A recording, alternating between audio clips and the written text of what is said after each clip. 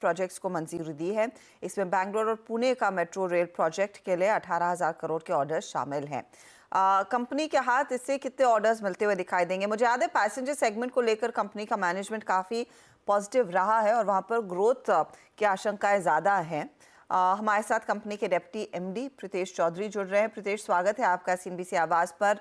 जो परसों खबर आई उसी से मैं इनफैक्ट इस चर्चा की शुरुआत करना चाहूंगी। आई अंडरस्टैंड कि आप पुणे मेट्रो रेल के लिए वैसे भी कुछ रेक्स कोचेस सप्लाई कर रहे थे। अब क्योंकि एक और फेज को एक्सटेंशन मिला है, क्या आपको दोबारा बिड करना पड़ेगा या फिर क्योंकि आप पहले से काम कर रहे हैं तो ऑर्डर्स आपके हाथ आएंगे? जी, नमस्कार। बहुत बहुत धन्यवाद मुझे यहाँ बुलाने के लिए। मैम, जितने मेट्रो टेंडर्स होते हैं ये सब कंपेटिटिव बिडिंग के बेसिस पर ही अवार्ड होते हैं। तो जो नए टेंडर्स जो अभी अप्रूव हुए हैं कैबिनेट में, जो 3 प्रोजेक्ट्स हैं, उनके लिए भी हमें बिड करना पड़ेगा। और ये खाली 3 प्रोजेक्ट्स जो अनाउंस हुए हैं, और कई सारे ऐसे प्रोजेक्ट्स हैं जो पहले से ही अनाउंस थे और जिनकी बिडिंग चालू होगी या चालू हो चुकी है, और उनमें भी हम बिड ज़रूर करेंगे। तो रफली अगर मुझे एक अंदाजा दे सकें, क्योंकि आपको इतने साल बिजनेस में हो गए हैं तो एक अंदाजा आ जाता है कि कहां पर आपको विनिंग बिड हासिल होता हुआ दिखाई दे सकता है। पैसेंजर सेगमेंट को लेकर आपका कितना आउटलुक पॉजिटिव है? FY25 में कितनी बड़ी अपॉर्चुनिटी रह सकती है ये आपके लिए? इस समय की ऑर्डर बुक क्या है और इसमें कितनी ग्रोथ आ सकती है? मैम, जो हमारा पैसेंजर बिजनेस है, अगर आप लास्ट ईयर के नंबर्स देखें तो उसमें पैसेंजर बिजनेस की कंट्रीब्यूशन सिर्फ तकरीबन 10 से 15% थी। और 85 से 90% रेवेन्यू हमारा जो है वो फ्रेट सेगमेंट से आया।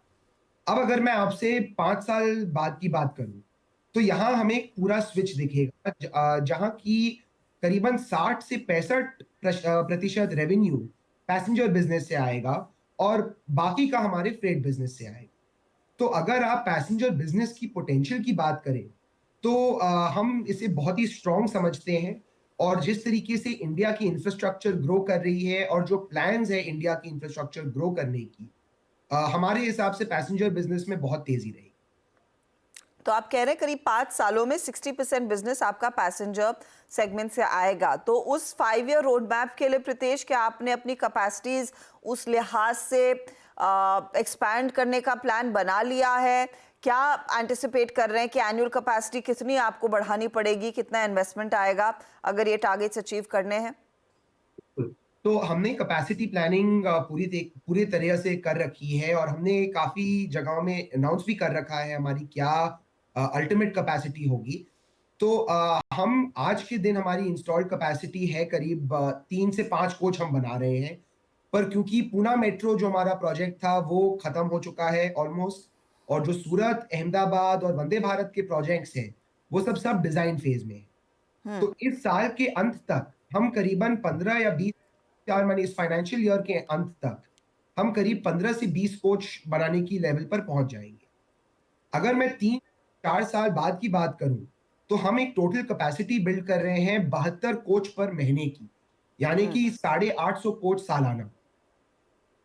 एक टोटल कैपेसिटी पर हम इंडिया के सबसे बड़े पैसेंजर रोलिंग स्टॉक मैन्युफैक्चरर हैं।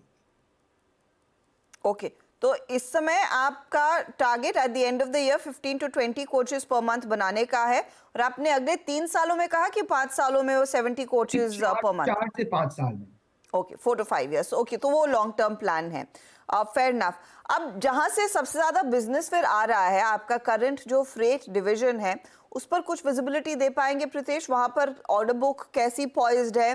कितने वैगन्स आप मैन्युफैक्चर कर रहे हैं at this point in time? वहां पर जहां तक फ्रेट बिजनेस का सवाल है वो हमारे लिए एक स्टेबल बिजनेस है।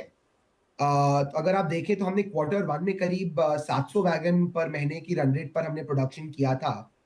वो हमारे टारगेट से थोड़ा लोअर था, पर कुछ ऐसे फैक्टर्स थे जैसे हीट वेव, बहुत खराब हीट वेव था कैलकाटा में, हम्म। और इलेक्शंस भी थे, तो उसके कारण एब्सेंटीज्म बढ़ रखी थी प्लांट्स में। तो इन वजहों से हम अपनी टारगेट्स अचीव नहीं कर पाए। पर अगर हम बाकी साल की प्रोडक्शन की बात करें तो करीबन 900 से 1000 वैगन पर महीने की रन रेट पर काफी कॉन्फिडेंट है हम पहुंच जाएंगे। 900 से 1000 by the end of this year? अभी for the rest of the quarters. For the rest of the quarters. Okay, that's good to hear. तो जो हमने थोड़ा सा सुस्ती देखी थी Q1 में, जो आप हीट वेव की बात कर रहे हैं, उसी का इम्पैक्ट था। You confident that business has picked up in Q2 and beyond? Absolutely, absolutely. तो FY25 के लिए एक मुझे रफ अंदाजा दे पाएंगे प्रीतेश, क्या मार्जिन गाइडेंस रहेगा?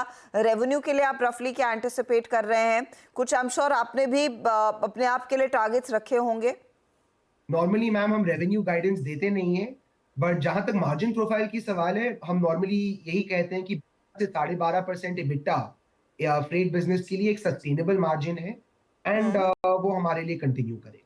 ओके, तो मैं अपने सवाल को थोड़ा सा रिफ्रेस करती हूँ। वॉल्यूम ग्रोथ कैसी रहेगी? क्योंकि पिछले साल आपने रफली 13-14% की वॉल्यूम ग्रोथ इसी क्वार्टर में डिलीवर की थी। नाउ गोइंग फॉरवर्ड, क्या वो अचीवेबल है या उसे बेहतर करने की क्षमता है आप में?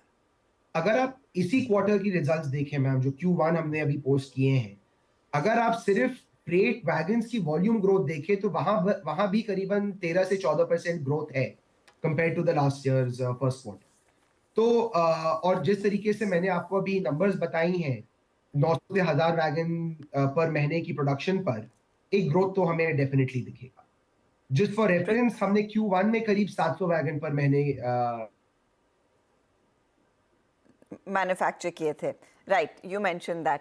प्रीतेश, बहुत बहुत शुक्रिया। It's always a pleasure speaking to you. Good luck to you. तो ऑप्टिमिस्टिक है प्रीतेश बिजनेस को लेकर। इस समय फ्रेट सेगमेंट क्लियरली ड्राइव कर रहा है बिजनेस को, लेकिन आगे पैसेंजर सेगमेंट में भी बड़ा इन्वेस्टमेंट आता हुआ दिखाई देगा। वहां पर भी इनफैक्ट कई बिडिंग प्रोसेसेस में कंपनी एक्टिवली पार्टिसिपेट करने वाली है। उस पर होपफुली हमें जल्दी अपडेट भी मिलेगा। टीटागढ़ रेल सिस्टम्स आपके सामने करीब 1453 के आसपास कर रहा है कारोबार। लेते हैं एक ब्रेक, फटाफट लौटेंगे और रैप लेकर आएंगे आपके लिए खिलाड़ी नंबर 1 के ट्रेड्स का।